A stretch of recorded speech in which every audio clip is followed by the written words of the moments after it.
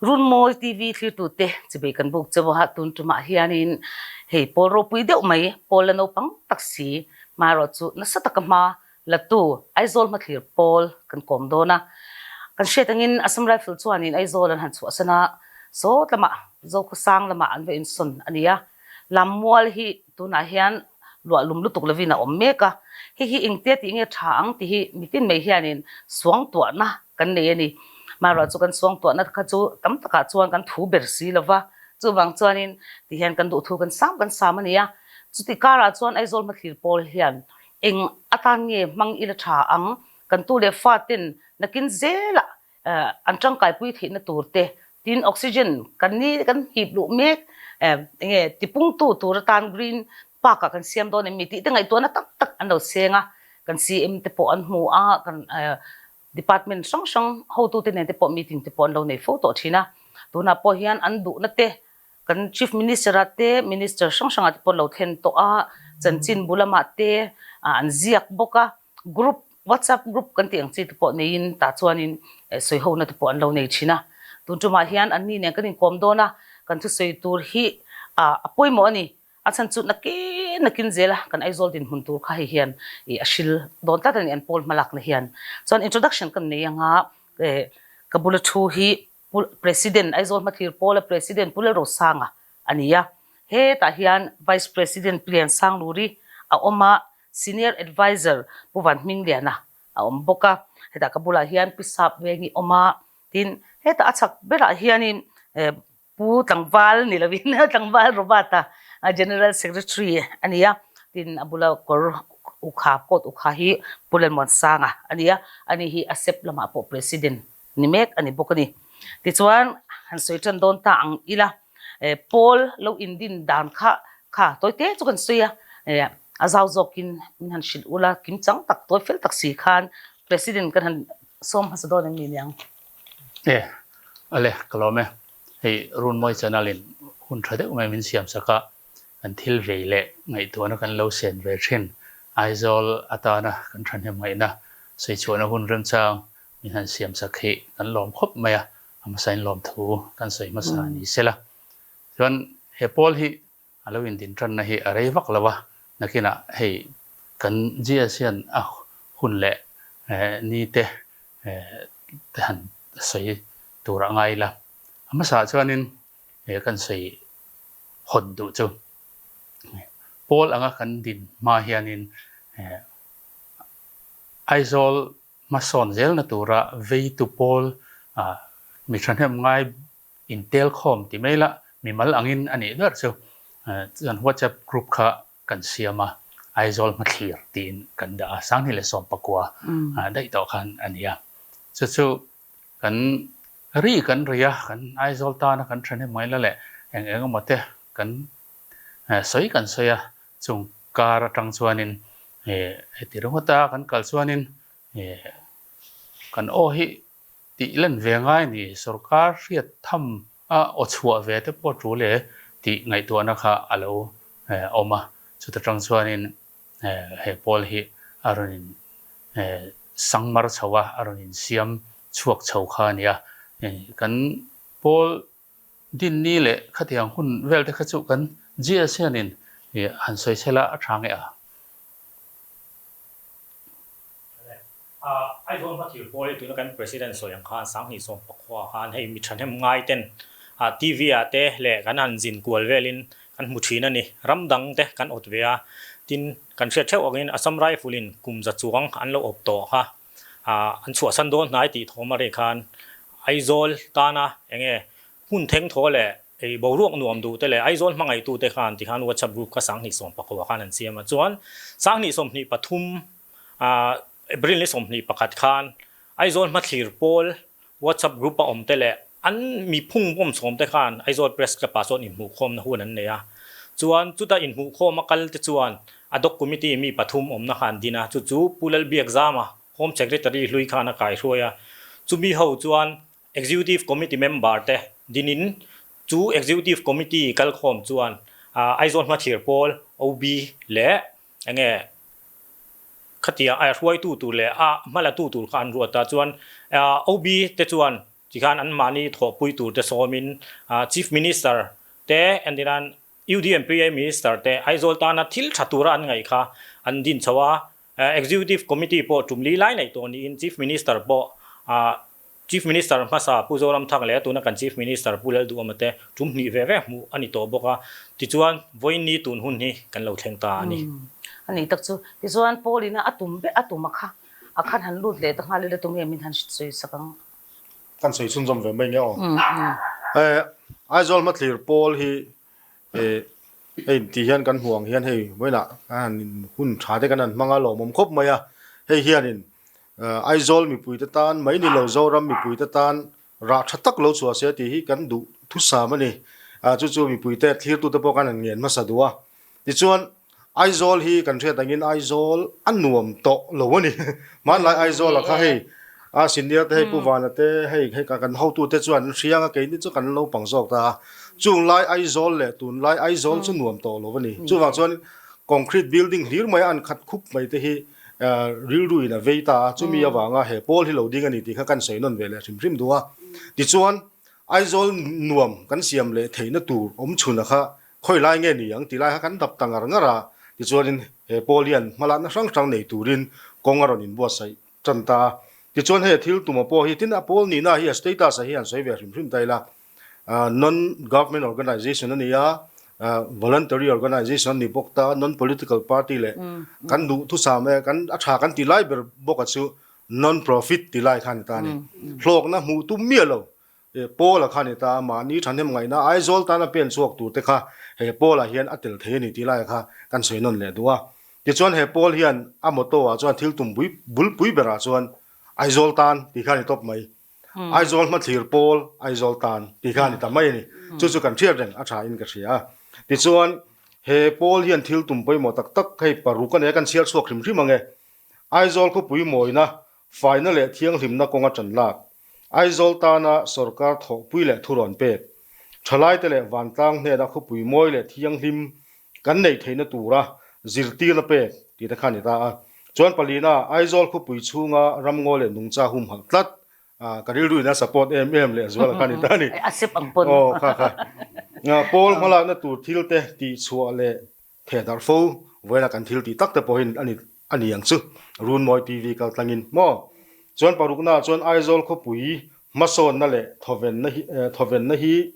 chen na nuam ani theina tura thei to pa buai pui ani ta top mai ni chu kan ho tu ten laron sei zawanga Assam rifle ram an chu asan chia poin solai ram zaw lo te hector som ni vel lek ate so mason na ne na kan in zui le chuan Aizawl kha a hreum le zolang ti ka kan hlang ta building concrete din ko phei kha chuan adik thei lo ni chu wang chuan so Aizawl ti nuam tu tur om chun Aizawl le tu tur ni kan ngai wangin solai huna so thei to bin tuna hianin kan fight ta me kan ni chung de ka sei thei to ni phot ro se malak te po kha in lo nei nol to ta AHP an di to meng ol samzong in AHP chuan in malak ta in lo nga to a CM ni sin kan sen kan CM te point huwa officers dang te po in muta a khang ang in lo malak to na le in ma chopa kha tuna han Pawl ka chon aron sei chiang thoba han sei zaw le tu ro omim kan sei mai nga kha ne kan meeting a voi duai lo kan meeting a CM masa tun sarkar ni lo sarkar masa zaw kami te po kan muwa le kha kan thelu ta Aizawl ta na kan thren he mai na le alamwal area chau po ni lavin khatiang the ka kan thena tin tuna kan CM zaum tak pulal du oma te po hi kan muwa tin voi engmazat le kha pon kan zui boka khatiang te chon kan tia ma te kan la chuti ba kha chuanin hei kan hrianga quartergat kota gan dialim na thin sananda to na so e gan dialim na a building a kha a structure kha that to lo wang khan siam that kha UDN pia khan atuma mala chumia wang chuanin gan dialim kha Pachung University College an da tha ti khanin an chei bol chhota structure concrete in an han sat tha chawa chuan gan dialim khan dale mai done mo kan ti line sana mai ba khan concrete building kha an sata chunga khanin cafeteria tur an tia khatianga ti vel kha an tuma chumi chu khatia concrete building han ding le lu mai kha solai mun lady lan to nen mun lai li ma ang te khan le thei sela ti kha kan du khop mai chumi ko te chuanin tinga ma kan la kan tia kan meeting rupa chuanin UDNP minister pu sabdanga kan juk muwa anin min lo dong song thak khop maya chuan kan thu thlen te min ngai thak saka chuan UDNP official ho department ho tu te nen indoor zui turin min tia chuan kan du danang tak main ti mai la kha building cheng tam tak senga an lo sak to kha la puitin chia lo ma se an thiat le ta feka chuan tu na sonin ming engen phua don chu kan helawa mini park turin an bua saya sana ten da song sa nok sak lawa tin thutna engma zat a om boka pangpar ten an cheya satian sonin bua saya song te so sarkarin kan malak na min ngai poimo saka kan kan ro kan thuron ve te min ngai poimo saka kan lom khop he big te ken UDNP minister te le official department how to te chunga po lom thu sei tur kan nein ka ria hemi chung changa hian tin chu lo le chuan chu khami sarkar ma salama khan lamol muna son laleng cultural center mi singleng vel saktura ro manna hong ru pani lom ni kha an nei kha kan hel khop mai dik dak song kan polin song lai mun lai li vana pa hol mi sang khat po leng manglawat ti puyo ompo Aizawl ko pui sung traffic jam ha lui zel mai kara ami sing fel leng tur stat auditorium nge ni khatiang conventional center nge culture center han sak khachu ani thei hian kan helawa chu wang chuanin ang pu ni se hi saklo ni se tin tuna kan chief minister hi kan muwa chuan ani pon min lo dong song thakut me tin lamwal AR chwa san huna man zel zui zel dan tur ko nga te po kan du na te kan thlen boka ani khan ngoro chu tiang ani te chuanin he lamwal AR chwa san huna lamwal en kol zui dan tur man zui dan tur ngai tu committee kan din don alom intel ve don nia min tia kan tel ve min tel ve nge nge sarkar chunga po kan lom fiau ani renga tin lamwal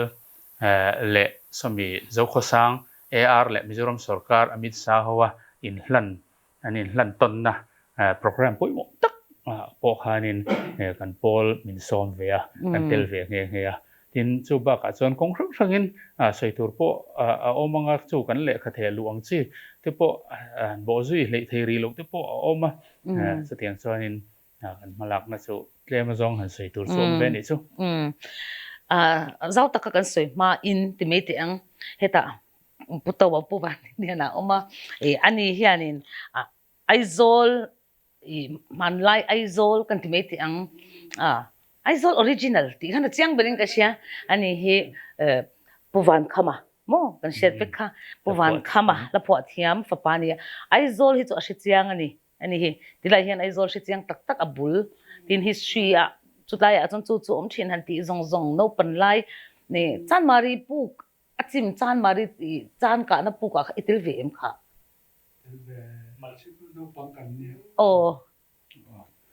sikul no pang kan nia khata khan ka tel ve lova ma se sikul bang kha ka zulut ve ka zuklut kha ka char ve chu to asilai mu kha chu amar chu kan ve ngami aming pon sai ta mai la uthang thua ma khan no pang te he lai nge moi ron lu ve ron ti ve le tia chu kan lu thok ve via to kha choro te ka laksa po chunin laksa ka chuan thui ka kal man lo thui lo te ka kal ti khan ritar maya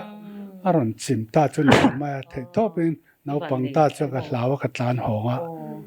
kha chanan ka na tu na chan mari ming aput chana chan mari ming put chan son จานมารีจังบาซาร์กันสุปันนะเฮตอันหัวกัลเพลค่ะอันนี้เอ็มตัวน่ะ นูเดว่า Embassy Hotel นี่นะขโมขมิเพย์ขมิสลายะจานมารีก่อนไว้ตักซ้อนไหมจานมารีขจานกะนัทินสิไปเฮานะจานอันเช่นตัวเราไม่เทมตัวไรมีจวนสิไลกะจิรนะกันที่เมงจูอันนี้ชินันนี่ที่ปกค่ะกันเมงวานากันจดเลดูลูกค่ะที่จวนที่เห็นไอโซลจูอินโนปันไลเนี่ยอังไงนะอมตัวเราดังลำดูตุกตัวตาอเมริกาจูนังมาอินเนี่ยอิเลเชียดริงแต่เห็นนั้นเฮติไลกัฟนอร์เปียขัดละกงจุงกันที่ที่พออิทุจิกประคัดกับหมวกันเองกุงเนี่ยไตจงเนี่ยนี่เขา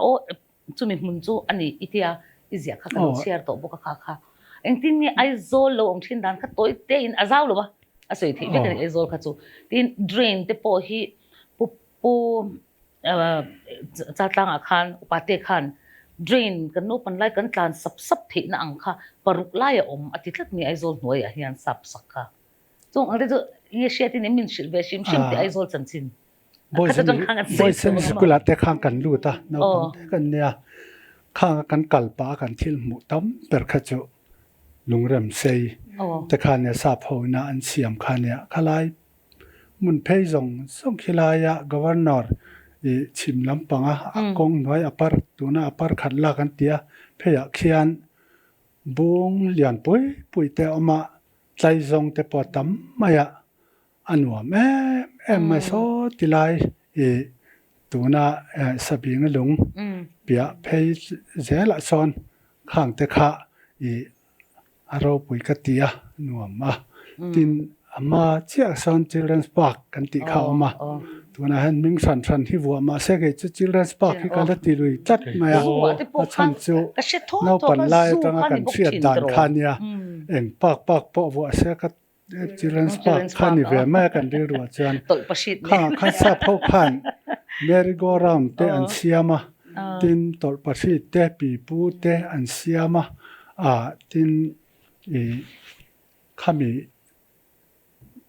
เฮติลายะบาซาระอันดาทินนาวเตอินปมเตปอขังมาเช่นอาจารย์สนเพยข้างเตขาวิกตอเรียเมมโมเรียลทิลเตขาปอยหมอตักเตปอขาออกมานาวปังตานส่วนลิมอมมาทั้งเลเจียคานบริษัทที่ขวาชักจอกกันติเข้ามาบ้านสมในบ้านสมในไปนาขันมังถีนาบ้านสมในไปแต่พอข้าสิมเละอันนี้ข้าลาจนเทนนิสโคตรโซนี่ล้อมนี่เทนนิสโคตรตัวนั้นมันตักส่งเตโซเทนนิสโคตรมังริงว่าเราส่งเกี่ยก็ดูด่านตักจวนสวิงพูลเต็มที่อัดตุยนาคาทัลตุกเฮตกวาร์นอรุ่งชุ่งแล้วมาจังเราก็ตุยฟิล์มลุตุกอันนาจักไหมตัวน่ะโทรศัพท์มุนปุยอันมันตักมาแล้วจันโทรศัพท์ exchange ก็ทีนะอันที่บ่อยไม่หรอวะตุยคูร์ชัดตักปอมทีนะกันซอยทีนั่นสิมาเฮียนกับป้าเฮียนสิตะกะเท่าเราสิไปอินบัวมาอินสาบนที่มันนำมาเนตียข้อฟาร์มาเดี๋ยวถอดแทงกันกัลปุยทีนั่นข้างตุยคูร์ตะกะอันนี้เราเลยส่งไล่ส่วนรูจาร์เวียร์เลียนปุยแต่เสียมตาเสละสลายเวียงจอมขบจุดที่ยังยิ้มสีเอามันนี่จุดที่จุดน่ะเห็นให้คอนกรีตจังเกิลจุกันนี่ทำไมอ่ะนี่สิทุกโตไม่เสียนี่เราเสียอะไรอ่ะจนเราเสียหันทีว่าอ่อนเวกังอ่ะครบไม่เห็นแต่ตัวนั้นเทนนิสคอร์ตเพย์หันกัลเพย์ส่วน Circuit Avenue ข้าทีนะ Circuit House Avenue เพย์ข้าอันว่าแม่มานุลาเละหลังว่าแต่ซันเดย์อันเล่นนะหลังตั้งเวกสีมาสวัสดีเทลกูว่าขอแต่เนี่ยเราอินรอรูกเจ้าอันนี้จวนอันที่ถัดปอลนี่ไม่เทียก็ตะคานบางลาซาพนันสักข้าเอาทีนะเราปุยก็ไม่ข้างข้าอินเราปุยจนนี่เราว่ามาเสียมอยอัตราซาพมิสนารีโตคานรอนเข็นนันอันมังทีนะพี่ใจเตะโปะข้าอันเข็นนินกันอุเตะโปะเฮอันชิมลำชั่วกันเนี่ยวังขนาดตรงโกเวทีนะอันหัวจวน All India Radio Station อันมังตาดร.บาเวจาข้าเอาดูเบรักขันจังสลายสามัสเปรัน anh ấy đặc chu so tôi đi ngã đón mà cái mi big sim sim cái tu lên com này hiện thằng Aizawl chân chín sim Aizawl big man lại Aizawl lấy dùng te cái này để pon chu anh em mới chu cần là shit thuốc thôi cái gì cái số china Aizawl thì mà so nó xin cái tia cái mani của mang tắc nhel pon cái anh mới cái ron shit thuốc anh hi cái là này về thôi mani khanin in group khan HP group han karon zotin ka sia nge group danga nge Aizawl chin khun lai kha karon zota mirong kan ti naga ho khan kha chin khan an kot thin ta ni tro ni zan ma saluk po khan kan lo la soya kha po kha zong khan kan mang lo bani zar kot le dor pui ya po mi rong veng po kha dia la mi rong veng khom tui thiang kan ti ta ka kha tiang ti tu khan pu si din thang ate in chak lok lai veng po khamo mi rong veng ka sakan wi ti zade mai pakhat chu group a pakhatin ka in thian lak lo lai na ti na lo pot chuan le ang te kan ni na turi atam om mange man lai ti lan sui yan pi tu ko tang PNE ni lo PWD office pui si ra po hian ông trên nó mà CRP hồi cả bút trên anh riêng anh theo tôi in New Street à khoa nên lung lịch công New Street chùa lắm bằng à khoa nên bác hạt ông bốc trên à anh ấy nằm đó này sự hiện nữ nó tụi atam đón bốc xe tụi lại này nó hẳn khai kinh phí chuan mà anh ấy nằm đó nó tụi cái đêm trang thế là ông xe trang thì chuan AHP ina nghe làm mual in the big tiếng tụi nó Assam Rifle na an chua san ta kha eng tiang in nge man ni se in ti puman sang article te kha chu kalau ena kalau chiara maro chu khang ang pialama khan apol ang hian midang ina in rim road na te in malak du dan te ni se in ti ang te khan nialo omem tin eng angin nge man ni se in pol hian in ti in rorel dan in Hmathlir dan min lo sil le ula president khan an sai zum le salat Puma sang article kha accept president article ni ram saran sa mo kan Pawl nen po kan thumun reng thona in kan du dan te chu ni nia Aizawl ko pui hi concrete jungle kan te kan sei to ani khop to maya alum huap to mai hi ani ber maya hetiang ang min vong dai le tur thing le mau te phei chu kan hu phak lawanga ngo pui kan mo em maya Pachung University College ina ngo pui tu ma tanga an lo bu sai te khu Aizawl chuap alo ni to lu em maya tin khuta Assam Rifle ram tho Bethlehem veng nai lam panga Bethlehem veng o YMA ten thanhem takin ngo pui an lo siam boka alian vak thei ri lawa chan chu lamol nai lam panga khan man han lak chho vak thei bik lawa wa khan ma se kung te khu thatak mai khu ani ve khatiang khanin kan thak lel chu Aizawl boruak vong dai tur ngo pui siam Aizawl chuap siam hi kan number 1 hi ania kan du te zinga hi ani chu wang chuanin chu tiang ang atan chuanin somi Assam Rifle chu san tak lamwal che vel sa chu atam theiang per chu tata na man chu kan ngo siam chu Green Park ti angin atong kama kan manga tin chu lo le chuanin khang mo pui kara te kha chuan han len kho thon lu tuk thei kha ani lawanga a thei na lai ya mun ol rem chang apianga nge ni public park len kho thon ve na tur ni china putawa khan pu wan mi na khan a sei to man lai chon Aizawl hi alung len tha kan ya hla te hi chuak ne mania lung len hla hi ama pon sei tural ne nang gina pele zot mai theya lung len hla hi tu na hen Aizawl lung len hla hi sei turam to la tu nge phua tong alung len thak lo wani a topic thak em rot me ne topic la organization a chuak to mai theya khatiam kha ani to wangin Aizawl nula le tlangwal ten lung tileng tu an nei le thei na turin song lai mun ma Assam Rifle chua san tak somi lamol chaklam ang chi ho ren ta chu pak nuam tak pangpar moi tak te om na hun le thing te po om zeneya una trul te pe chuan fountain te po om ve se tin arem chan da nang se lin thut na te han siam se la nula le tlangwal mai po a upalam zok le ri sin nuam te ren a chung kwa te po han len khothon dal theina tur tin Aizawl kal ngai lo tan po Aizawl kal chak chan ni ve se la khat yang tur tang khanin kan min hanging garden an siam chopa Mumbai te tro hanging garden te kan tia heta chung kini kan nei sa tro khat yang tur siam ngai lo bin ve se kan duwa kha kan tui hal em na ania khat yang angani theina tur khanin rot na te po kan siama ani chu dai chu lo put chatanga mimal te le sarkar te Pawl te khang ang khan achung ason enge molo saktum na le rot na te man deu phi ka chuan AMC lama tang po khan heti lai tui kwal bazar boy lai khan bazar te po sak rut na mei te po kha deu khang ka sha khang te kha mimal ram hanin pek thei na dan te kha lo pal ta se an ti chu en tin ye impolin in lo ma chunang nia i du tu hin tam khop ma department rang hian mamo hi an soi nem khopa tin mimal pon rot na hi an soi nem khopa building lian pui chong kan chong ngal ngo tanga tro hi solai a son bun dita sela thok na tur po om do na mani ti tur khop hian in rot na hi akal na sa amaro chu i soile soi nu ke di chuanin ho i Central Park New York kami ta su tluk ma su seng ril ru khan om ve nia ani chu Aizawl ania o chu pong ania kan ti tiang sa khazariat somale pariat vela khan i khutiang da na chang khumi ro ma so nan lo hre to nia tin khu ta aya le zola Europa en Spain ro ma te Madrid ta Ritory Park te po an lo siam to khung te khu kum za ni za thum vel alo ni to UNESCO in nge ni heritage site te puang to chu ti khop chuanin mi ten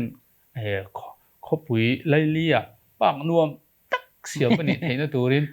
zani za thum ka to ha ro man na chen lo siam na sang an kha to tu na chu sai la chu me building na tan chu ti mai kha hun to lo ve lu tu ko mo chuan conventional center te chu sak isoyang khan sak tum na te chu om khop maya tun truma po rotna oma agenda te kha chu agenda kan ti chu ni advisory committee siamin Mizoram sarkar in adina chu chuan lamwal AR chu san ram ngai tu tur ania CM chairman CM Soidan chuan hi alal beranga hemi thutuk na ang hian hemi ram cheibol zui dan tur chu a hrilang hemi committee na ati lo hi chu engma sarkarin ama in engma ti ati don lawa chu ven ngai to na po ngun takin sengila ati kha ania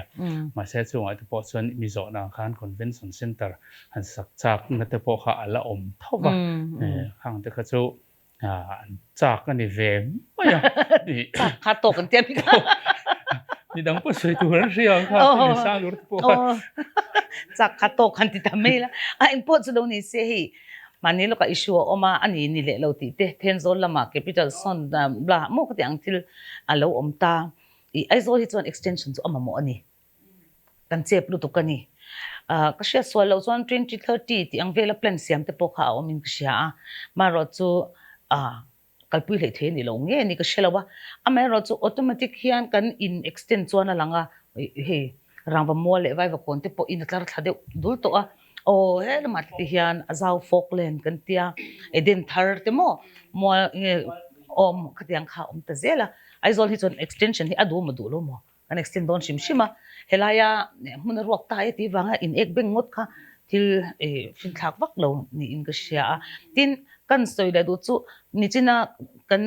ho du ten an seng deu khan Aizawl ti Aizawl tu kan ti adeu kha ang deu kham he kan lock house te kan quarter guard te Assam rifle hun poimo tak Aizawl lo indin tir to ho wa hi eng tiang hum hal ni nge ni se ti rutna in nem in thlenim kan chang le meng hi du dan kan ne angai anga tam theng per hum him tla ka su heritage tan von him kan dua hemi intact ne po hian kan in top tre me ma in te khorot na hi thui tak hi kan support ani din word gat te po ani na taka phei chuanin kumza aya tam jing le tlaya totorot ne na in national flag le samurai full flag an po par chole an lak tha kha pia an ham ang te hi MAP section khatvel om vein la chun zom zel sela khong takin solai hun so ti Aizawl tu so ani chiang lu to ka heng building thar lian pui pui te so mani mi miram a po om ve fek ma se quarter gat kan nei ang ero sa chu miram pon an nei bi chuang lo history thi ro pui ka ti sin ani wang khanin song te so ani na ang tak son Hmathlir la kan dua chu su sarkar po hian atum in kan ria kan lom fiau he a tin lock house te po so ani na ang Hmathlir von that so kan dua amaro chu in chung te so lik tem a chelai repair ngai omem mel ti hem si lawa englo te po kan dua khang te po kha kan soya chung te po chu nakina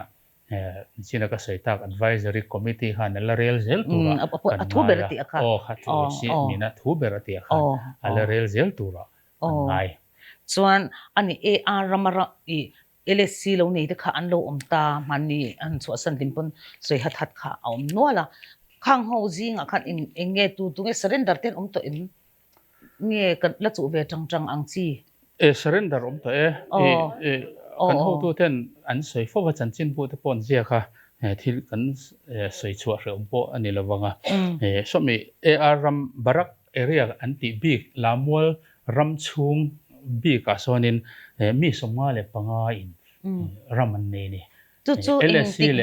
ngen ni shim ka ba cha are a trend so rei to khop ma sang ha zuwa som riat malama te nia anu nung lam chu som riat le paruk te tin anu nung ber tuna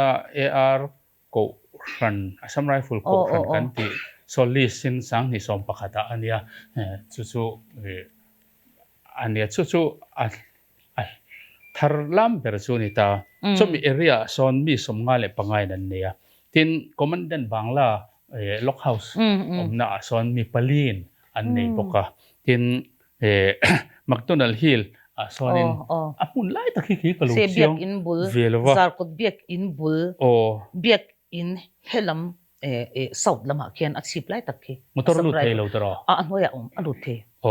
cha son LSC nei hi pathum manum boka chuan khang LSC nei kha an vai in somruk le patnian omani chu list nen chuan chung zinga chuanin July kha theng khanin surrender an oma khang surrender nung ber pheche he mission venga mi puzo thanjaw ten ni ta man laya apai na alo nei an ama pheche no pangte ni lai riat po riat phak ma apai na lo nei ve samrai phul ram mi kha tuna hianin ani chuan ngoi te u hi sarkar du danang hianin kan ron surrender tin ju man ni lok hanin han surrender alom khop me marwai tu tha kan ne vai surrender to hi mi som paru kan omani chu ani ka shet chak me chu Aizawl tira ani lom ta sipai phe chu sipai khan Aizawl lo ma sani sipai ho nan rom din ang tluk kha ani ta i khang engting ek tuna LSC nei ho kan ti hian sang ka ko sumje de ti bora te an lo nei ta home department noi lo nei ta home noi an rang wa pakhat po so lak chu harania ku da vairam lam pang phalna zel home phalna ani lai khan engting e khang kha LSC kha an lo nei ti lai ka cha kai po ka thiam pa lo kha chu politics thilania ama khom mai sarkar ma hianin tu ten mo hian hun hi an lo nei mai thei zel hi chu kan riat fe phak thil hi ani te tak ka ria ti lo top tur ani na taka chuan amak tru engtin nge ai choti ni chon salaya khan convention holang chi te siam tum khana mi kha lung te phun rup kan lom kha ania in mi thla ne chon kal lup tuk ta ni a then phe chuan in inge hall kami pa ka khan mo in ti hlim na om ro se chu om ro se parking ti te po kha om ta tin a chung kong kal dan tur te po ro pui te po hei lo du to lo min ka sia rot na om kha tu na tak khian green park ani pe lama khan le len na te khang zong zong kan soi pe lama khan mun poi mo handa ni se ti ang chi te hi apo lang hian in neim tatma pu ma sa tin en tin nge nung chahum halan khan en a in kal te po khamin shil ve re reng la se pang pon alo ni chu ke ba ni zone tang kha chuanin solai so green park ni se tin su solai a chuan noi lampang bethlem ne nai nep chho lai bel pe chu ngo pui ni chan to a bethlem te uai me te malak na te kulai khotang tin green mizoram de te po voi tam tak malak lo ni to a chu ngo pui ni mek to ta ni ti chuan solai mun so a hlue a lut em na chu man la ya lo om to reng thin hriang kan ti te po lo lo ma tin chu khami CSJ te pona survey en vane ya tree census an vane te po kan mu chuak le ni chu ma so la so in kan nu cha te po hi lati pun theina chance kan nei mana tuklo te chol ring te mo sawa zai thiam sang khang chi zai moi kan riat thina te kha so la son ko kirle theina chance kan nei ani chu wang chuan kha pa kan ni rual khan chu nge ni pakhat PhD ka chu tui kan ma mona sa ne wangin advisory committee po khanin water reservoir kha andana tur kha siam sa se chu po chu underground in tin le dilang dewa chei moi pa apak ti moi tu ni pa thei tura bo sai tu te pon rotna kha omani tu tiang chuanin a environment om dan phung pa ngai ti dang lam lo thei ang pera solai so hum hal that le chon chu kan Aizawl ti moi thin tu buwan khamate puro ku ngate pon hla te pon lo choi thin tlai zong te chok hlei te pon om theini Aizawl a hian Aizawl hi abo ru ka tha Mizoram a hian Aizawl ai tha om lo trong huat thu ni su se zo kho le thingtlang atanga le khazira ron om nula tlangwal te hian an ngei e mai an mam kang mai ni an honga Christmas an honga kumtharanon hole cho an porman ma se Aizawl a thani khatle kan oma an mam na le vek thei chu ti khop chot Aizawl bo ru ki tha kan ei kha thabik chungchuang ani lo ma se bo ru tha ni zo fa te Jerusalem ani chu Aizawl a kha kan siam moi le chon nungcha ten lo pun le a tin so song lai te son so ram so zaw ve hector som ni ve lai khani ve ta chunga chon chu chom zil te far tu te chok lei te ngani tlai zong te khatiang par moi chi tin reng season base par luan par thei tu ta kha kanan plan le chuan kanan phun le chuan solai son nungcha te sawa te anom le nuai yang anom le nuai yang te ka ring thap ani kan per to lo tu lai kan per to don lo chu tun lai kan thalai zong te pon an dream ni in ka sia chu ke ni chuan kan mit thalen per chu ni Aizawl Hmathlir pon chu kan mit thalen ber ni in ka sia thil dang convention center mo assembly house da lu mo MC building da lu ti mo railway station da power substation da ti ang zong kha chu ril ru hian a phal thei lo ni Aizawl mangai na ril ru atang khan mo accusation we are lions satia na tiang do khanin ke ni chu Aizawl mi kan ni chu wang chuanin Aizawl hi kan ti Aizawl le tu ni ma na mi kha kan ko kir le tu ni chance om chuna hi kan hlo thiang to lo chu wang chuanin hei kan hlo le don ni chuan public a aki kan la sang me ti te kha ril ru omani chu ti ani lo chuan Aizawl nom kan siam le thei don to lo chu wang chuan thingtlang mi te zo khwa mi zong te pon Aizawl ron kala an kal du nge na tur mun na kha environment ne na in heng drone chang ten tha kan an langa wan sa chang te pon kan an thliranga Aizawl ti moi em tu kha kan din thar le angai ni chu thalai te Aizawl thalai te po ka fui du em da chu ke ni chu Aizawl kan nia lom hi kan ta ni chu wang chuanin a sarkar chakna amang emo tu te mo thil ti thein amanga hei an pong sual le hei kan phal to tur ni lo Aizawl ani tur ani ti kha chu kan lung le na kan kai tho le nga Aizawl nuam taka kan din leng ti kha HP zone rang pon asep zone rang pon gen chu kan ngai dan ni mai kan sawa ten rem to zia te an chereu na sat to zia te ngai to in chu mi chei thar le theina tur chan sa ro ma hi bo pel kan tum lo re ti lai kha challenge sang de kan sei ve du ni ani mo awa tha em kha I ti chon puro ba ta kha I nang secretary GS de ubera sarkar te po in han doranga mi sang te po in doranga khang indoor na atanga nge han soi chu omang tu te kha omin I support te indong chaim ti demo tin rut na sang a thatur anga rut na om te kha a inge midang ina an ngai thei lo de or amo inge a thalom le an ti pui pi alama khan he chu thalowang lo ti tok te pon om ve thawin karinga khang ang kha an soi ve shim te mi zo kan nu lam kha lo in ring ve una nia kan soi le soi nu ni china kan soi to ram ol kan nei chun ania kan ot tlang ani tin ke ni sport lam panga te lo in mang ve thin kan nia kan thian then ka te ne in khel ban ve la po association sang sport association hi tu na han hun nei lo hi an lo tam ve ni an ot khop mei ti hi kan soi duwa ma se ke ni chuan kha kan du lo bura tin support nin dong chayam ti kha chu tu na han HPB khian membership fee te khonin tu na han screen ang ron danga lo ni vek ula kan duwa number karon da ka ta han GPay theya kan OB te number ne o tlom te ni azat te po karon thai lang me nga heta soiloin chuta chuan ei GPay khan apek vek theya tin Aizawl Hmathlir Pawl la hian Aizawl mi kher kha ngai lo nia zo fa khrim ke ni jo kan lo welcome jo kan lo pom vek jowa Israel ni mo nge Australia ni mo America ram om te po tinan khimi kho chaklam pang Burma om te po Aizawl Hmathlir Pawl kha milo support ti kan thia ni in WhatsApp de in message de in text de kan lo hua tin kha Aizawl a iron kal le huna nang ma ni ho ne na Aizawl nuam a om the nan jon in support kha kan ma mo ti kan soi do tin kan rin phak bakin nge ke akum no pang ber ti taka ei khoi amoni te antinan kan malak to na te TV a te mo chanchin bu te lo lang ta mi lo thop khop me a rin pa ke chu an thlop fur hi chu ka shemai a ti a po hian tro ni china po hani soya Mumbai han siam chop pani ti ta tin Singapore ra chon airport chunga an siam chop tak mek meu nia cheng tam tak dollar million tam tak seng an siam tin kan president khan New York le Madrid a soi boka London a po Hyde Park nuam lu tu ko amani khatiang chak khan Aizawl tu ani mei lon lawa Mizoram foreigners te tourist tan boka amo tuna kan mi khwal andinan MZU professor te ho te tan da khwan han ngai tu ula hey vai na thok tam tak te tuna kan hotelian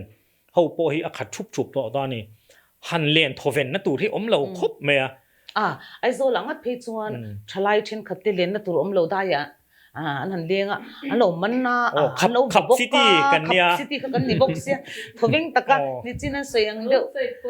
roadside po han ngai thelo tu lai roadside ti de polo chwa to hi mo tu na khap city kan ni chen ya chu mania tui ko la AMC bazara an khapa wangin hey kha kan soi zaw lo ka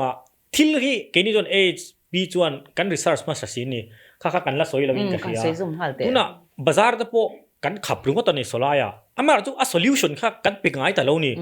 kan khap don chuan heta hianin omanga chu ta chuanin omang ti ni da ni tin solai bazar pon veng dangan mu ve ta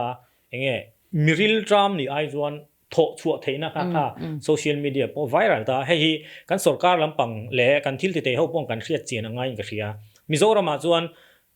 heta tebula kan ngai tu ta ni committee na a that mel tu ka ni ma se atakra ma hian tu te hinge kan hanin kan chom do leng entinge an mani tan thil tha kan then leng ti hi kan ngai tu lo thina khap phi chu har lo amaro chu a solution hi kan pe lo thina hi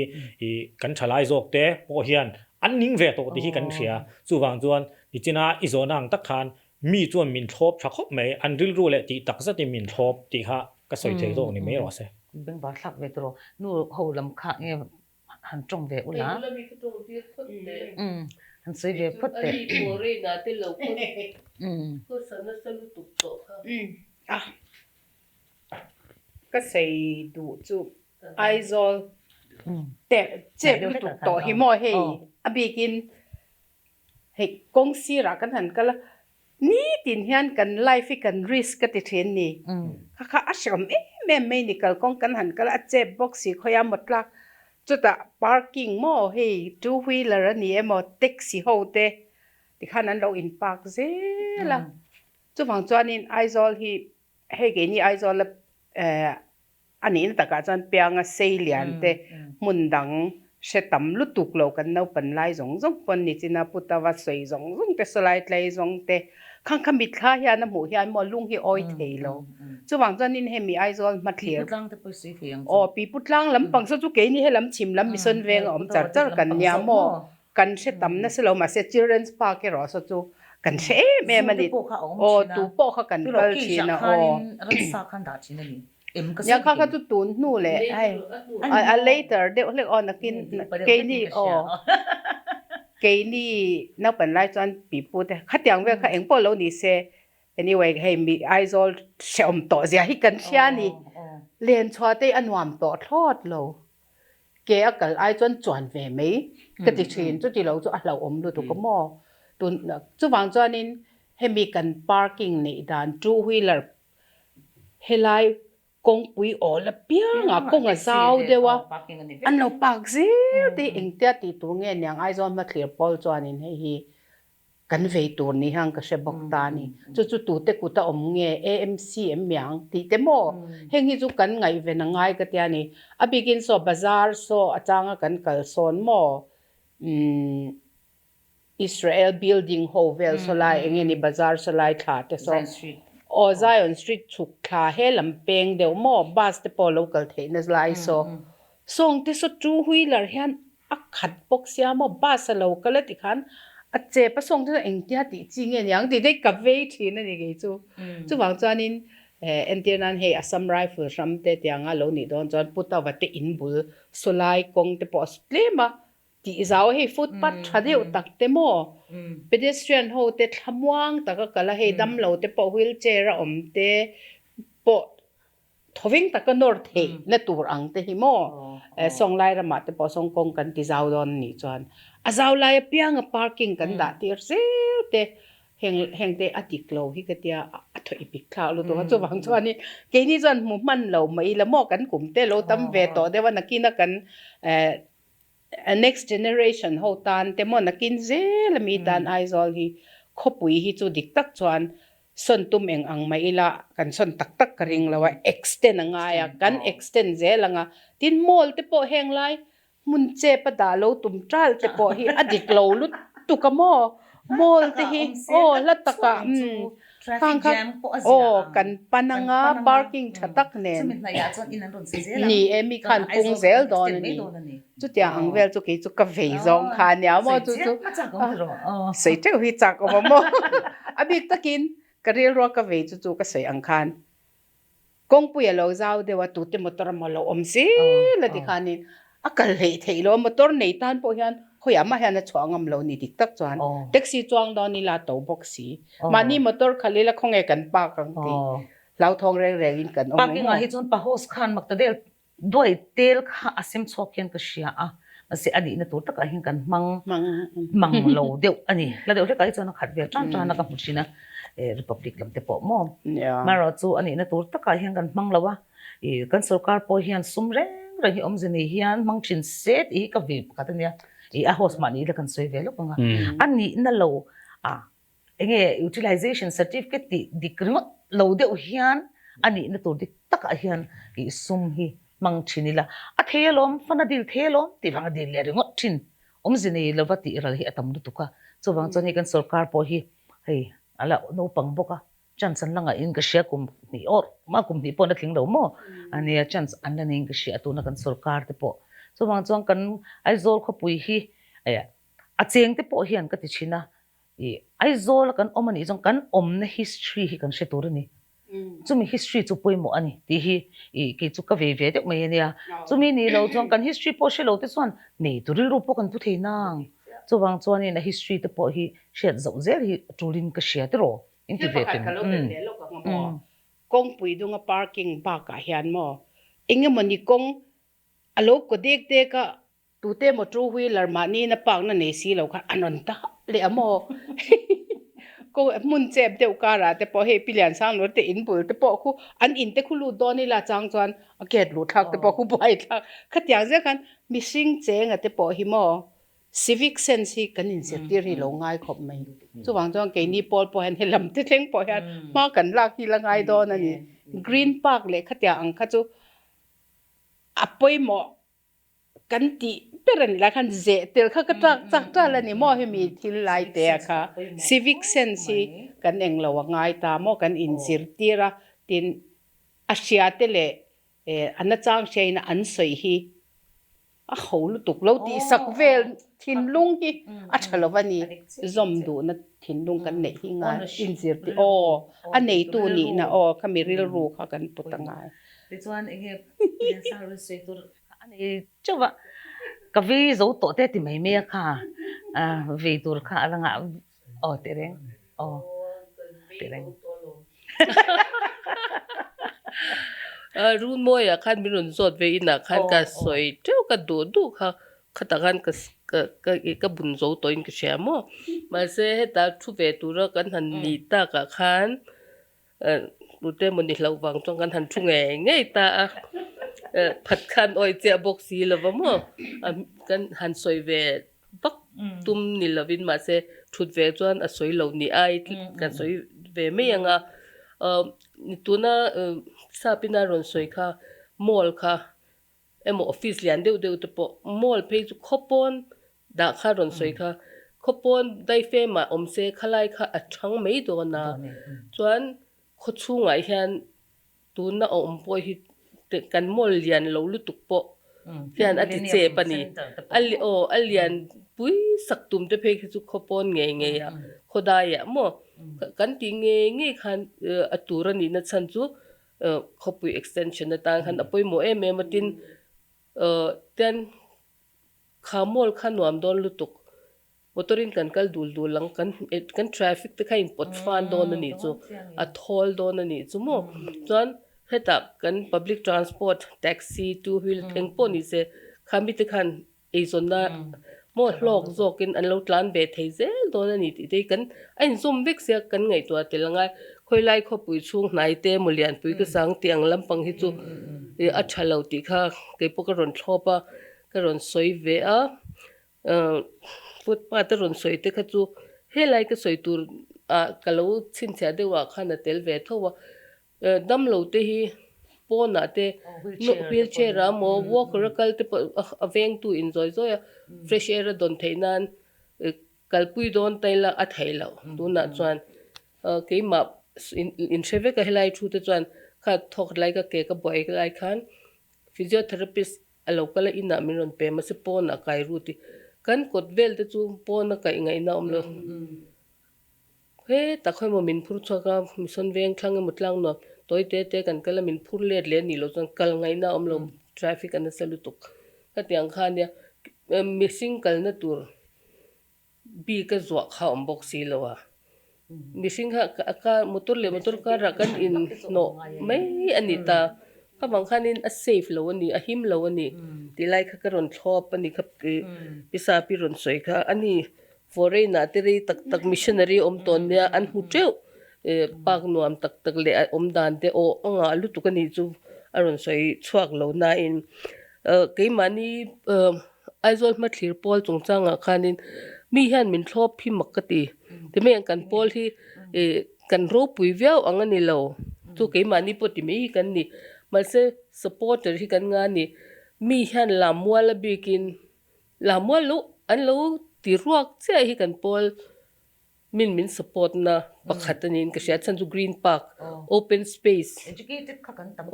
kha kan du zia kha mo concrete building lian pui mu thei ron ding te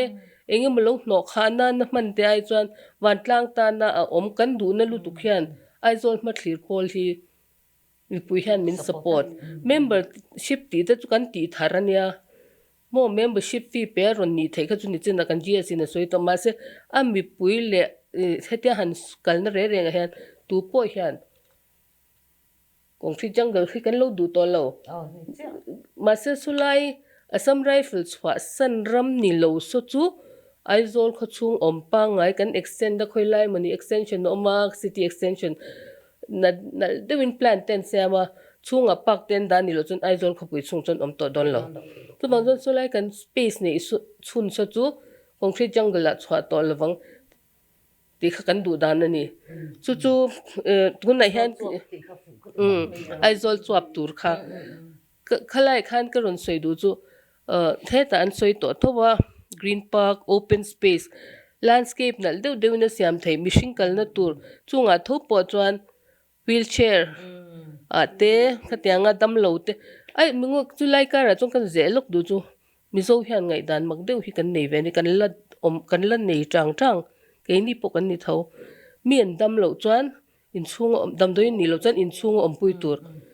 ani hi kan ang hian kan ril ru hi tlat ibana tliaka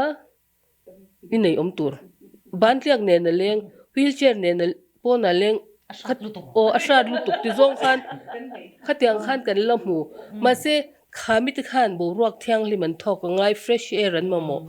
le environment san in chung reng hian depression te anxiety problem te sang har sadna topic na khan asiamani chuwang chon pon chwa ve bo ruak dang hip kan mamo vikani chu chuwang chon kan lamwal han tila kan ar ground chu open space green park te kan ti landscape moi lutuk ten siam se mi thiam hoin khanga khan wheelchair te ne na walker te ne na kal aveng tut invent te chin turania wheelchair ni bang mani tol turani lo walker kal po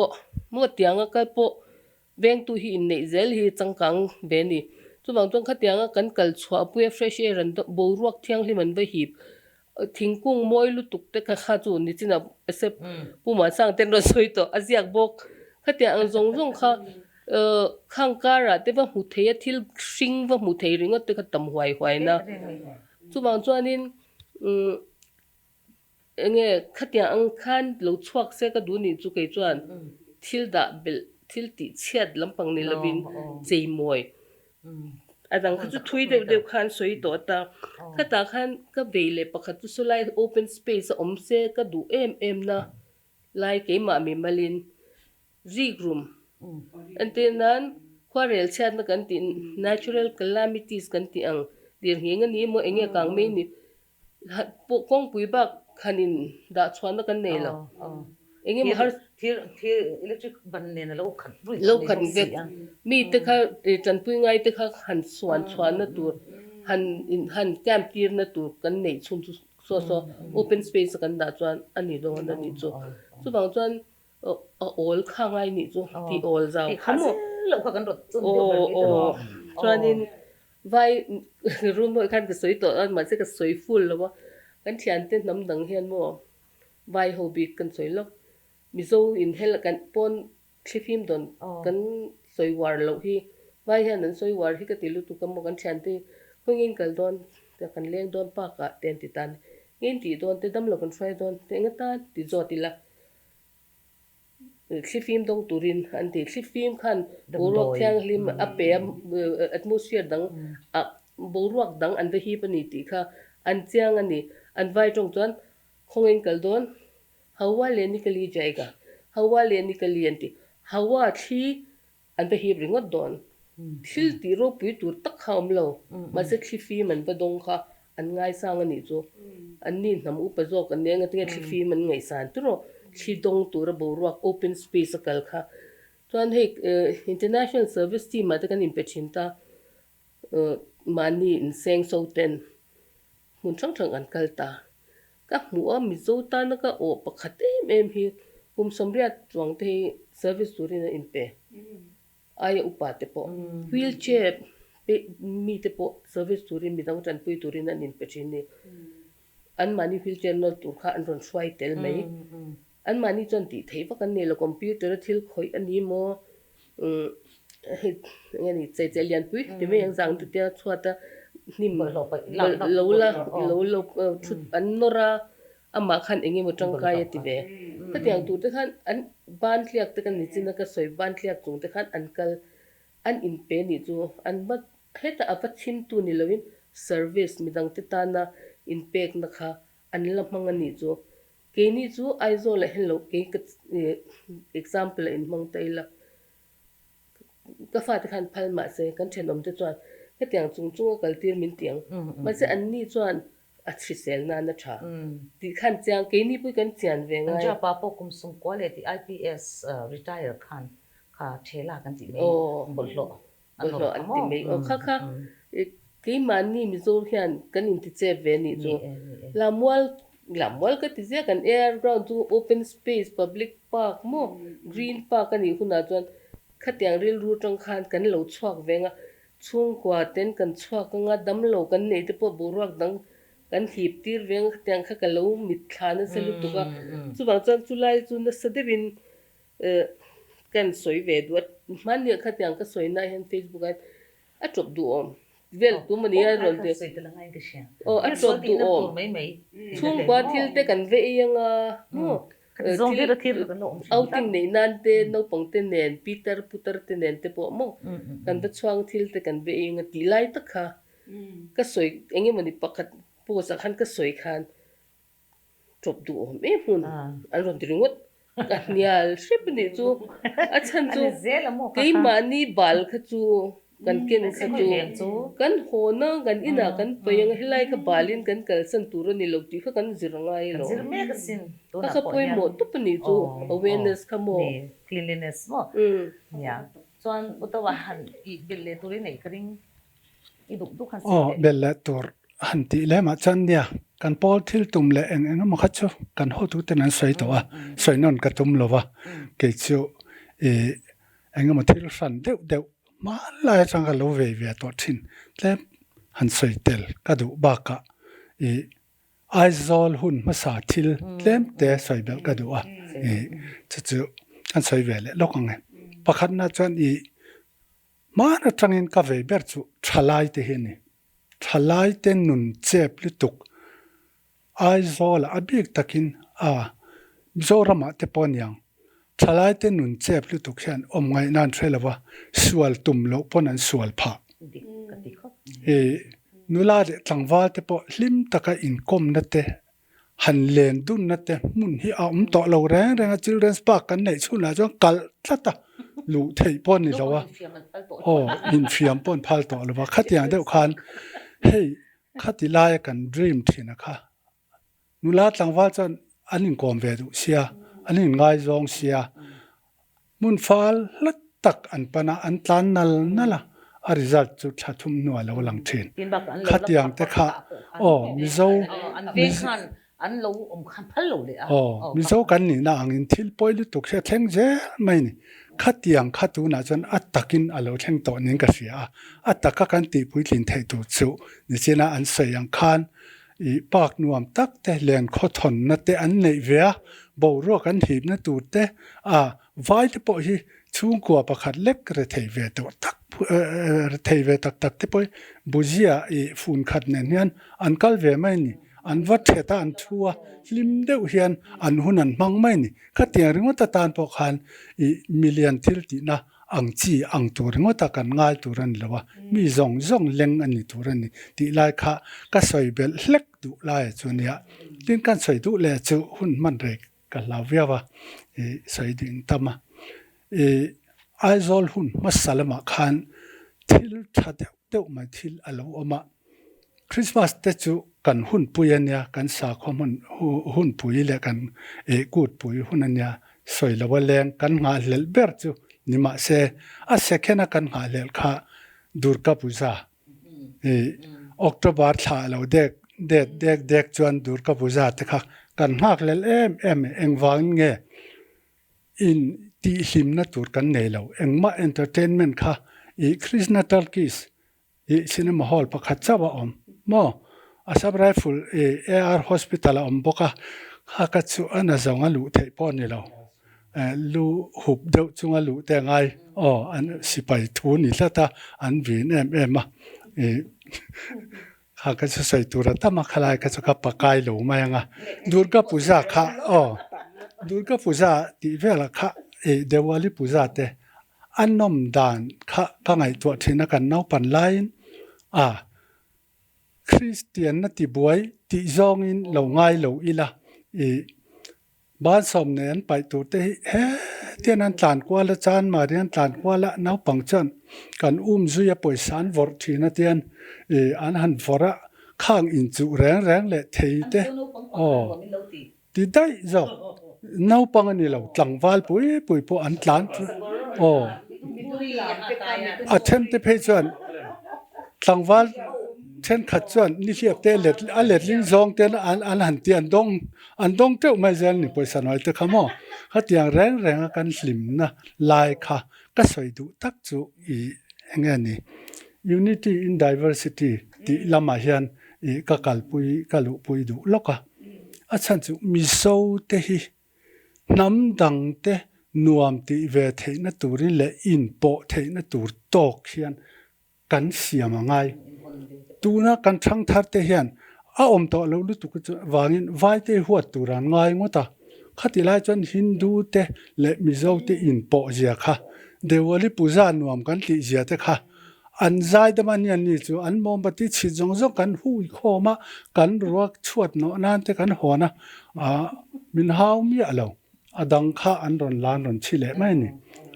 khatiang khan in po na I hei nam dang chitin pathian chon nam dang chitin reng te om khom na turatan ram hi min pe a chu kan hi plu na tur po mi te puro ko ngan la ina soyangin nam dang musit mai lovin thiana isiamang u ati te kha kan ram hlok na vek turan ni tu na po tourism te hi thil danga kan nei thei lo tourism hi kan focus ber turan ni so lai la mual te so I football khelnan mang to lawang u traffic te ati buai lutuk solaya son truck 4 lane well omsela jinga tlan du le kal du te khang te po khanang kal the na chau turin Rajiv Gandhi Stadium om khulama khwan liam thak puila vendors te le hawkers te zon na zel bus te taxi te zon na apungang zawte ulaka kan sarkar te poisan an ngai to hi angai to in ka sia khati tin hun ka mangrei bi kang ti lawa pakhat chau kan sei le du chu tuna Assam Rifles in ka du dan tak se chu san lo se ka du ni ke chu fai dewa an vona thiang him dewa an vona khatianga kan du huna kan man ve thei tur khana chang ka du tok ma se chu tiang chu kan kalpel to soi hun to lova mizoram ina kan lo chan ve kan lo nei ve to ta ka chuan tuna setiringo ta han en hian apam mai lu to quarter ga te an anila nim zong na la chula tu ma ni chua to ro tham tu te ni tlak to ro tham tu te pakhat man om to lo nim min barik po so I ka en thina rilru na hle mai nimina khat veka song in zong te so ti chelovin siam tha ila renovate ila che tha ila museum te library te heritage building ani vekani song so concrete building sakangai lo sarkar hen sumsen vak pongai lo tin khalaya khan pak nuam poi mo zia kan soi du chu ikari ro omreng katlo nuam kati em chu maisor kho sira Brindavan Garden anda te kumo anuam ma thalak te po hi atama tin zan khuwa lo thima fountain ti sang rong ti sang an ron ti chuak le ngala zan len te kha asla om lo anuam lo kan Aizawl kho pui chu engtin nge thalayan len po len ngam pon to lo drugs addict le zuru le KS kho pu yan ni ringota in hau na kho pui in hau du lo chan chua ve lo chu tiang kho pui chu ani lai kan sarkar hian tran alak hle angai ka ti do pui alonia ka kan ingai dan kan shichak me me ya dor pui bora chuan KS kha an thim theta an khat vek me ya le khaziak pakhat ka chiara chuan kan assembly house bulte post red light area ni tla to in zor na hun kan biak in bulte po ani vek to chu red light area te po nei lo ti te po so hi om china ma ro chu zu po kan la do lai chon red light area ka chu kan nei lockdown lo ti chu thil chiang sa ne ya amera chu han chut taila kan khopui leili lai zong kan hun pui mo kan sarkar hun pui mo kan ko shan hun pui mo hi no chi zor na hun chu ni roi si azan ria chuan heng te hi ngai to ngai viau ani sarkar nakin loka chan angai to lo chan nampo min kan mual phawa tuna po kan mual phaw me kani alen te kan siama an kol to tur nurse te doctor te an da thapa fel taka katianga thil ti kha la tur hun chu om don ani Christian kan ni na hi e kan von him zual that deuh na tur chu khang te po khan ni don ne he chu khovel na pian pui ania zu te no chi zor na te hi au pato le tuk Holy Bible Bible atangin au pato le tuk ti rem mai che ni lo heng zong sa han tu na chang sarkar mai hi dem chi pon ni lo wa e kan ram ami pui cheng te hian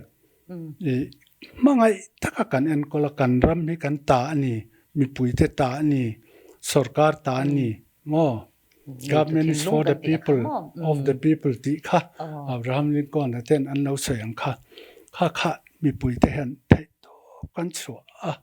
kan tran tlan a hun lai takania wangin tuna kan sarkar po hian mai thel su se in lian pui te ma sarkar thil te chu mun hla zo kha po motor ne na kal thei ve ka ada thei ve ka solai san bun tum lul lo sela ke chang kati ti chang president he seitur kan la nem lo mo nang kan president he hun kharnan til ad duan soi se ka do chu ti rwal chuan he state danga kan kal chuan public transport kan tiang hi daya a omani daya anai bera goti pote khim taila anni po daya andani mase ke ni chu kan traffic ti jam tu kong sira englo chu sumo kan ti te yang zong kho pui chunga kan lui to me sia achang phe chuan motor ruyen lo phura bang motor banga luak kai le luai ten kho puyen ron du dani munom lo thei chin khop me heng te po hi mase tun chawa hi jong kan zia de uluk jong ka sia heng ang public transport kho puya khat lui me ang chi tiang ang chi me te ang inter village interkhwa interstate ang chi te po hi khopuya kanin da lu du te hi afu berem te ka kan in ngai dan kha kan shecha ka chumi pa chuan nangma han vi zong om te kha han seila acha ang a kalome Aizawl ko pui hi a ve yom kho me a than dan la hi plan nom mia lo ama than chang mop mai hi ania ro man na om masa per Pawl so district council hun line pusi paliran thei to choin ling road asiama tuna CP road kan man rang kai em hi ani to a mase ani po han har san na kha atok ve na sa ma nen kan ti tia tin a ve om hi ka tia ka ve nei re to mo hi me nuwa pusi palira ro man na ang te so district council hun line nia poisa te tlema ti lo tin tak thei ni lawa ma se tun thlek in CP road chu khoya po lung le po Aizawl po tangkai lu tu anita zela tin chumi to ta ro man na han om le deu chu ni Aizawl nge ni government complex sarkar mun zong luang mol daya khuta government complex tu na ai non kan te to puthena ro man na ang te kha me khang te ka tro hun te hu man ni ka kala lom alo hai kot lai de khun nuam sin ka ui thar le lu tu khatina yang sarkar khan alo ngai to thui hok sia an thil ro man dan ka ngai to le ha ka te ka ui vong a he ta ngai ne kha loi pu khu lo kheng trep le ha lo mo khung ta khu lo pui tling ta lo khan yang ne thil sei sot to lo phei chu ania ma ro chu sarkar ro man na tha hi chu sarkar thar hian bo zui ze thin se chu a that karinga tu political game hian mang lo se party game kan don zo ka mi la mol chung sang thuwa po se tun sarkar in ro man na siama he ro man na siam la mol man dan tur committee advisory committee thutluk na ang Mizoram sarkar in kalpui atum dan asai to a kan chief minister in heng te po hi anni pon lo sarkar reng lo mai thei sarkar le pektur te po han sarkar ma sati ani wanga ti lo phana na man lifestyle ka zom ze kha e apoi mo in ka ria chumi nuwa hei ADA te han sarkar in an din le ta sang ni le pa paruk akhan Aizawl ti thol ti changkan ti mason tum em Aizawl topic thlau tuk to khan lo fe dai to sang ni paruk khan thang te po ha ke atui pui tu pola ka tang ve ati khan vice chairman a pu fakzol a mission veng pa khan da office a te ka lenga master plan te min Aizawl master plan te min motira tin an rom han na building regulation mi pui nan do dal en ti nan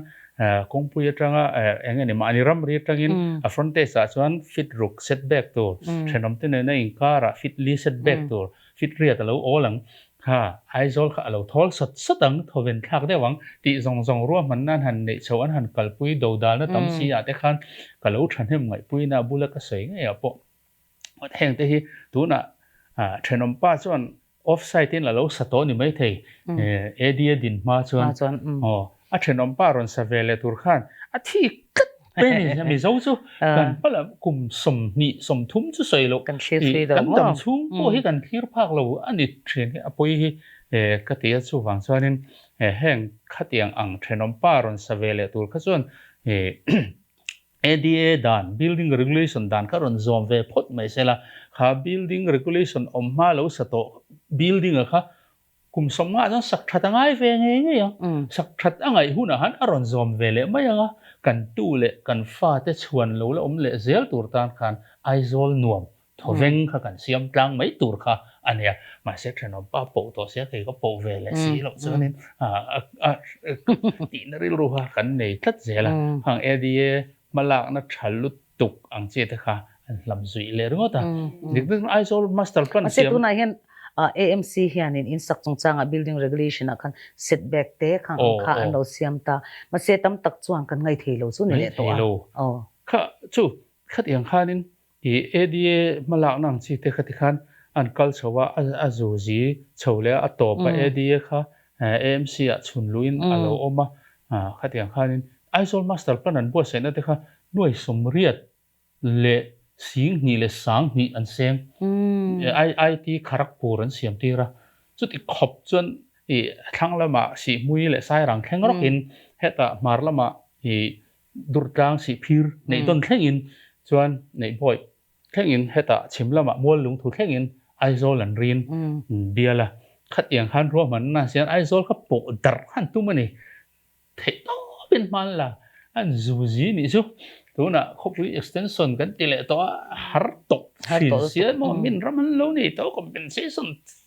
mak ta tu tel crowd tel sen lo ngai le to chuan tin than khaden mi nuai som len na khopui te hi din ni ta se tin sarkar ho tu lama tang ten trong ri te kan ria that te lu ne nui sa te kan la mai mai a tak tak chuan mi nuai som li som nga om the tu tu na tang ro man hun to khatiang vel kha ani lain khatiang vel khan tu na hian kan han kal ania hei tu na soile soi nu bok Aizawl khopui chunga ati thol na tur hin tin nge niang Aizawl nuam Aizawl ha dam Aizawl boruak tha alo om le theyang ti ngai tu na in tu na hian nge ni Pawl thi kan han pen chuak vel ta chuan ne khong le lama chuan a be a ol te ka hian mo YMA mo local council MSCP in sak na tur mo klem te income man nei thei na tur tan khan an ot thoi step om na ka ngaya te khan in ten lo sale mo ti khan ti tak lui kor chunga te po lui kor ti an ti se mai hi mak ka ti hin ti du lo ti hi ka nga khop mai mo thren tak te pe chu ngam plak de te pe chu veng nei tu te he kan phone ti hin ti du lo hi ka te thrin na tiang fel chu kan om dan hi ni wa cha pe chu ni ha de hiang kan thi ve le re ko di chu ni etro be don dum khop mai mo he tu na chuanin la mol man dan chung chang thua ka soi ta kan khanin ro man na fel tak nei thei turin advisory committee alo ding ta chuan advisory committee chuan lamwal ta na tha theyang turin ro man na siam chuate a han tum don ania le lama chuanin tam tak chuan du dan an lo nei ve re bok sia kan du dan Aizawl Hmathlir Pawl du dan ang dik kan a thei si lo akal thei big si lo lai te a thak ro to ang reng khop maya ma se thil tha chu a chuakin kring za chu kan du a chuak tur ma yang se